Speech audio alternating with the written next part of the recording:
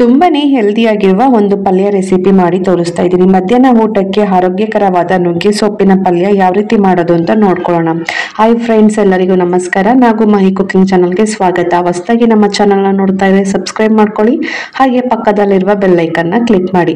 ನಾನಿಲ್ಲಿ ಅಲಸಂದೆ ಕಾಳು ಮತ್ತೆ ನುಗ್ಗೆ ಸೊಪ್ಪನ್ನು ಉಪಯೋಗಿಸಿ ಒಂದು ಹೆಲ್ದಿಯಾಗಿರುವ ಪಲ್ಯ ಮಾಡಿ ತೋರಿಸ್ತಾ ಇದ್ದೀನಿ. ಇಲ್ಲಿ 2 ಕಟ್ ಆಗುವಷ್ಟು ನುಗ್ಗೆ ಸೊಪ್ಪನ್ನು ತಗೊಂಡು ಇದನ್ನ ಎಲೆ ಎಲ್ಲ ಬಿಡಿಸ್ಕೊಂಡು ಇದನ್ನ ಕ್ಲೀನ್ ಮಾಡಿ ವಾಶ್ ಮಾಡಿ ಕೂಡ ಇಟ್ಕೊಂಡಿದ್ದೀನಿ. ಹಾಗೇನೆ ಇಲ್ಲಿ ಅಲಸಂದೆ ಕಾಳನ್ನು ಕೂಡ ತಗೊಂಡಿದ್ದೀನಿ. ಹಸಿ ಅಲಸಂದೆ ಕಾಳು, ಇಲ್ಲ ಅಂತ ಹೇಳಿದ್ರೆ ನಾರ್ಮಲ್ ಕಾಳನ್ನ ಹಾಕೊಂಡು ನೆನೆಸ್ಬಿಟ್ಟು ಕೂಡ ಮಾಡ್ಕೋಬಹುದು. ತುಂಬಾನೇ ರುಚಿಯಾಗಿ ಕೂಡ ಇರುತ್ತೆ, ಹಾಗೆ ಹೆಲ್ದಿಯಾಗಿ ಕೂಡ ಇರುತ್ತೆ. ಇವಾಗ ಯಾವ ರೀತಿ ಮಾಡೋದು ಅಂತ ನೋಡೋಣ ಬನ್ನಿ. ಸ್ಟವ್ ಆನ್ ಮಾಡಿ ಒಂದು ಪಾತ್ರೆನ ಬಿಸಿ ಮಾಡಕ್ಕೆ ಇಟ್ಕೊಂಡು ಒಂದು 2 ಟೇಬಲ್ ಸ್ಪೂನ್ ಆಗೋಷ್ಟು ಎಣ್ಣೆ ಹಾಕೊಂಡಿದ್ದೀನಿ. ಎಣ್ಣೆ ಬಿಸಿಯಾಗಿದ ನಂತರ ಒಂದೇ ಒಂದು ಈರುಳ್ಳಿನ ಈ ತರ ಕಟ್ ಮಾಡಿ ಹಾಕೊಳ್ತಾ ಇದ್ದೀನಿ ಚಿಕ್ಕದಾಗಿ. ಇದು ಒಗ್ಗರಣೆಗೆ ಅಷ್ಟೇನೆ, ಅದು ಹಸಿ ಸ್ಮೆಲ್ ಎಲ್ಲ ಹೋಗ್ಬೇಕು ಅಲಸಂದೆ ಕಾಳು ಅಂತ ಈ ತರ ಈರುಳ್ಳಿ ಹಾಕಿ ಒಗ್ಗರಣೆ ಮಾಡ್ಕೊಳ್ತಾ ಇದ್ದೀನಿ. ಈರುಳ್ಳಿ ಸ್ವಲ್ಪ ಕಲರ್ ಚೇಂಜ್ ಆಗಿದ ನಂತರ ಈ ತಣ್ಣಿ ಕಾಳನ್ನ ವಾಶ್ ಮಾಡಿ, ಅಲಸಂದೆ ಕಾಳನ್ನ ವಾಶ್ ಮಾಡಿ ಹಾಕೊಳ್ತಾ ಇದ್ದೀನಿ.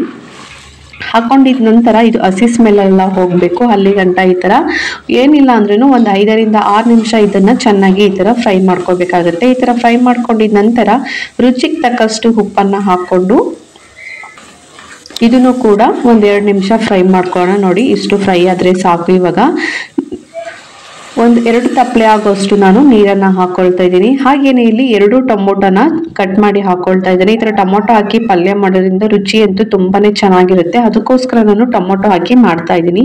ಟೊಮೊಟೊ ಹಾಕಿದ ನಂತರ ಈ ಕಾಳು ಸ್ವಲ್ಪ ಬೇಯಬೇಕು. ಅದಕ್ಕೋಸ್ಕರ ಈ ಕಾಳನ್ನ ಏನಿಲ್ಲ ಅಂದ್ರೂ ಒಂದು 10 ನಿಮಿಷ ಬೇಯಿಸ್ಕೋಬೇಕಾಗುತ್ತೆ. ಟೈಮ್ ಇದ್ರೆ ಈ ತರ ಪಾತ್ರೆಯಲ್ಲಿ ಮಾಡ್ಕೊಳ್ಳಿ. ಟೈಮ್ ಇಲ್ಲ ಅಂತ ಹೇಳಿದ್ರೆ ಕುಕ್ಕರಲ್ಲಿ 1 ವಿಸಿಲ್ ಕೂಗಿಸ್ಕೊಂಡ್ರೆ ಸಾಕಾಗುತ್ತೆ. ಬಟ್ ಪಾತ್ರೆಯಲ್ಲಿ ಈ ತರ ಬೇಯಿಸಿ ಮಾಡಿದ್ರೆ ರುಚಿ ಅಂತೂ ತುಂಬಾನೇ ಚೆನ್ನಾಗಿರುತ್ತೆ. ನೋಡಿ, ಇವಾಗ ಅಲಸಂದೆ ಕಾಳು ಕೂಡ ಬೆಂದಿದೆ. ಇಷ್ಟಾದ್ರೆ ಸಾಕು. ನಾವು ಅವಾಗಲೇ ನುಗ್ಗೆ ಸೊಪ್ಪನ್ನ ರೆಡಿ ಮಾಡಿ ಇಟ್ಕೊಂಡಿದ್ವಲ್ಲ, ಅದನ್ನು ಕೂಡ ಇವಾಗ ಹಾಕೊಂಡು ಈ ನುಗ್ಗೆ ಸೊಪ್ಪು ಚೆನ್ನಾಗಿ ಬೇಯಬೇಕು. ಇದನ್ನು ಕೂಡ ಏನಿಲ್ಲ ಅಂದ್ರೂ ಒಂದು 10 ನಿಮಿಷ ಈ ನುಗ್ಗೆ ಸೊಪ್ಪನ್ನ ಬೇಯಿಸ್ಕೋಬೇಕಾಗತ್ತೆ.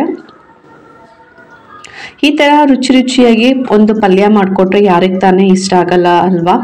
ಮಧ್ಯಾಹ್ನ ಊಟಕ್ಕೆ, ಲಂಚ್ಗೆ, ಡಿನ್ನರಿಗೆ, ಚಪಾತಿ, ಪೂರಿ, ರೊಟ್ಟಿ ಎಲ್ಲದಕ್ಕೂ ಸೂಪರ್ ಆಗಿ ಕೂಡ ಇರುತ್ತೆ. ಈ ಸೊಪ್ಪನ್ನ ಹಾಗೇನೂ ಕೂಡ ತಿನ್ಕೋಬಹುದು. ನೋಡಿ, ಇವಾಗ ಸೊಪ್ಪು ಕೂಡ ತುಂಬಾ ಪರ್ಫೆಕ್ಟ್ ಆಗಿ ಬೆಂದಿದೆ. ಇವಾಗ ಸೊಪ್ಪು ಮತ್ತೆ ನೀರನ್ನ ಸಪ್ರೇಟ್ ಮಾಡ್ಕೊಳ್ತಾ ಇದ್ದೀನಿ. ಈ ನೀರನ್ನ ಬೇಕಾದ್ರೆ ನಾವು ರಸಂ ರೀತಿ ಇಲ್ಲ ಉಪ್ಸಾಂಬಾರ್ ರೀತಿನೂ ಮಾಡ್ಕೊಂಡು ತಿನ್ಬೋದು. ನಾನು ಅದನ್ನ ವೇಸ್ಟ್ ಮಾಡಲ್ಲ, ಅದನ್ನ ಉಪ್ಸಾಂಬಾರ್ ಕೂಡ ಮಾಡ್ಕೊಳ್ತೀನಿ. ಇವಾಗ ಈ ಸೊಪ್ಪೆಲ್ಲ ನೀರೆಲ್ಲ ಸೋರ್ ಹಾಕಿದ್ದೀನಿ. ಇವಾಗ ಇದಕ್ಕೆ ಒಂದು ಒಗ್ಗರಣೆನ ರೆಡಿ ಮಾಡ್ಕೊಳ್ಳೋಣ. ಒಂದು ಬಾಣಲಿನ ಇಟ್ಟು ಬಾಣಲಿ ಬಿಸಿಯಾಗಿದ ನಂತರ 2 ಟೇಬಲ್ ಸ್ಪೂನ್ ಆಗೋಷ್ಟು ಎಣ್ಣೆ ಹಾಕೊಳ್ತಾ ಇದ್ದೀನಿ. ಈ ಸೊಪ್ಪಿಗೆ ಖಾರವಾಗಿದ್ರೆ ತುಂಬಾ ಜಾಸ್ತಿ ಚೆನ್ನಾಗಿರುತ್ತೆ. ಅದಕ್ಕೋಸ್ಕರ ನಾನಿಲ್ಲಿ ಹಸಿಮೆಣಸಿಕಾಯಿನ ಒಂದು ಜಾಸ್ತಿನೇ ಹಾಕೊಳ್ತಾ ಇದ್ದೀನಿ. ಏನಿಲ್ಲ ಅಂದ್ರೂ ಒಂದು 10 ಹಸಿಮೆಣಸಿಕಾಯಿನ ಸೇರಿಸ್ಕೊಂಡಿದ್ದೀನಿ. ಹಾಗೇನೆ 3 ಮೀಡಿಯಂ ಸೈಜ್ ಈರುಳ್ಳಿನ ಈ ತರ ಚಿಕ್ಕದಾಗಿ ಕಟ್ ಮಾಡಿ ಹಾಕೊಳ್ತಾ ಇದ್ದೀನಿ. ಹಾಗೆ ಸ್ವಲ್ಪ ಹಸಿ ಕರಿಬೇವಿನ ಸೊಪ್ಪನ್ನು ಕೂಡ ಸೇರಿಸ್ಕೊಂಡು ಈರುಳ್ಳಿ, ಹಸಿಮೆಣಸಿಕಾಯಿ, ಕರಿಬೇವಿನ ಸೊಪ್ಪು ಎಲ್ಲ ಸ್ವಲ್ಪ ಕಲರ್ ಚೇಂಜ್ ಆಗೋ ಗಂಟ ಈ ತರ ಫ್ರೈ ಮಾಡ್ಕೊಳ್ಳೋಣ. ಈ ತರ ಫ್ರೈ ಮಾಡ್ಕೊಂಡಿದ ನಂತರ ಇಲ್ಲಿ 1 ಕಪ್ ಆಗುವಷ್ಟು ನಾನು ಹಸಿ ತೆಂಗಿನಕಾಯಿ ತುರಿನ ಹಾಕೊಳ್ತಾ ಇದ್ದೀನಿ. ಇದನ್ನು ಕೂಡ ಹಾಕೊಂಡು ಎಣ್ಣೆಲೆ ಫ್ರೈ ಮಾಡ್ಕೋಬೇಕು. ನೋಡಿ, ಈ ತರ ಫ್ರೈ ಮಾಡ್ಕೊಂಡಿದ ನಂತರ ನಾವು ಅವಾಗ್ಲೇನೆ ಸೊಪ್ಪನ್ನ ಸಪ್ರೇಟ್ ಮಾಡಿ ಇಟ್ಕೊಂಡಿದ್ವಲ್ಲ, ಅದನ್ನ ಇವಾಗ ಈ ಒಗ್ಗರಣೆ ಜೊತೆಗೆ ಸೇರಿಸ್ಕೊಳ್ಳೋಣ.